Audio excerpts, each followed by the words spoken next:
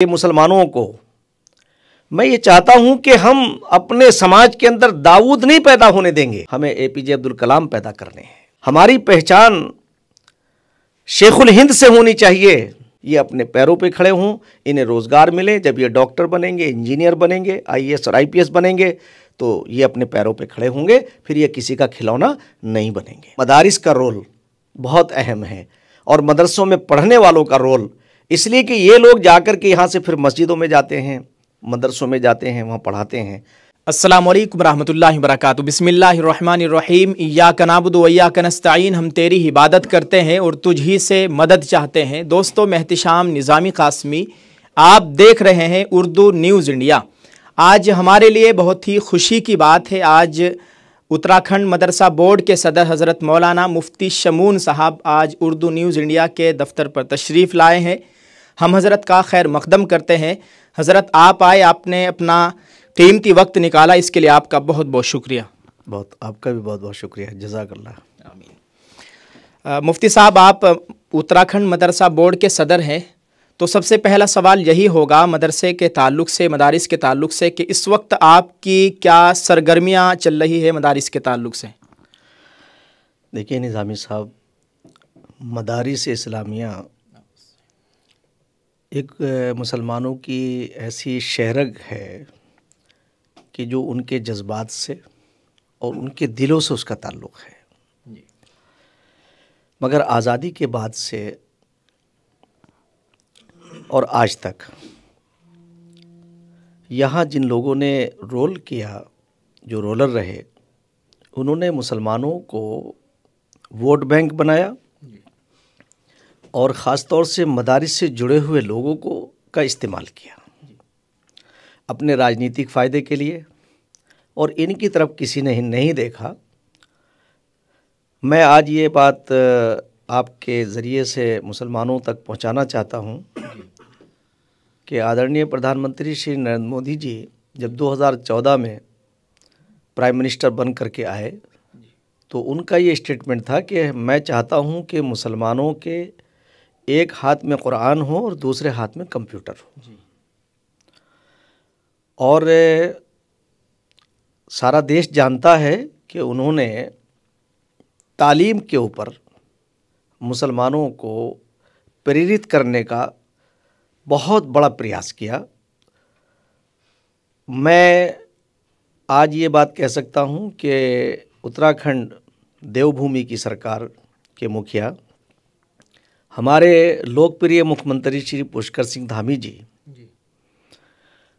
उन्होंने मुझे ये जिम्मेदारी दी और उसके साथ ही साथ उन्होंने कहा कि मदरसों में पढ़ने वाले बच्चे वो मेन स्ट्रीम से जुड़ें, इंजीनियर बने, डॉक्टर बने, आईएएस और आईपीएस बने। जब ये मेन स्ट्रीम से जुड़ेंगे तो ये देश की भी खिदमत करेंगे, कौम की भी खिदमत करेंगे, और देश मैं समझता हूँ कि हमारे लिए सर्वोपरि है। इसलिए भी सर्वोपरि है कि रसूल पाक सल्लल्लाहु अलैहि वसल्लम ने वतन से मोहब्बत उनकी सुन्नत है, और एक सुन्नत के ऊपर अमल करना मुसलमानों के लिए कितने फ़ख्र की बात है। और उसे साबिक़ा दौर में अक्सर मौक़ों पर मुसलमानों के जो सरकर्दा सरखेल जो मुजाहिद रहे हैं, मैं नाम लूँगा ब्रिगेडियर उस्मान साहब का, कि उन्होंने जिस तरह से पाकिस्तान के साथ जब लड़ाई हुई तो अपने मुल्क को तरजीह दी और पाकिस्तान के टैंकों को तोड़ा। उसके बाद दूसरा जब दौर आया तो वीर अब्दुल हमीद ने अपने देश के ऊपर अपनी जान कुर्बान की। उसके बाद दौर आता है doctor APJ Abdul Kalam, missile man.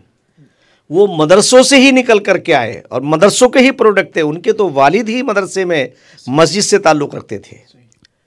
उन्होंने इस देश को एक सशक्त देश बनाया, एक ऐसा पावरफुल देश बना करके गए हैं कि आज देश का जो भी जिहोश आदमी है वो डॉक्टर एपीजे अब्दुल कलाम की तारीफ किए बगैर नहीं रह सकता।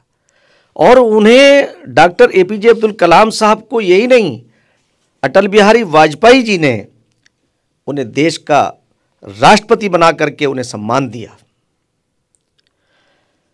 आज डॉक्टर APJ अब्दुल कलाम के लिए जितना काम और जितना उनसे प्रेरणा, उनसे प्रेरित हैं हमारे प्रधानमंत्री, उसकी एक मिसाल है।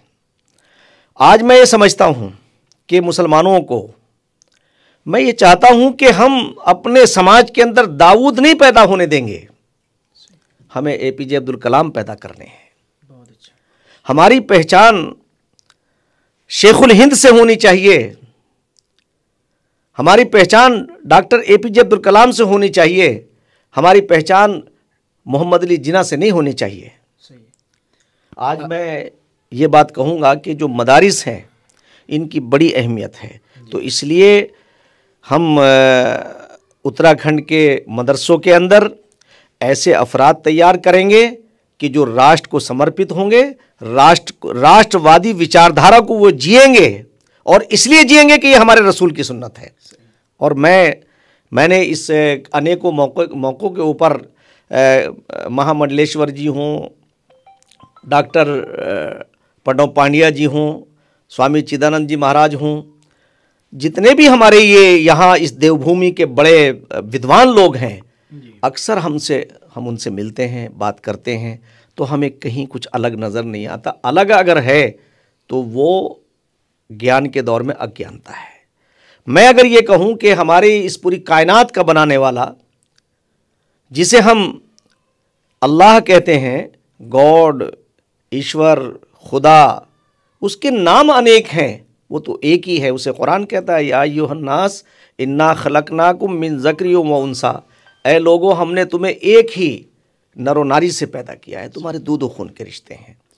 मैं भारतीय जनता पार्टी के संस्थापक पंडित दीनदयाल जी के बारे में जिक्र करूं तो वो एक आत्मीयता की बात करते हैं, एक मानववाद की बात करते हैं।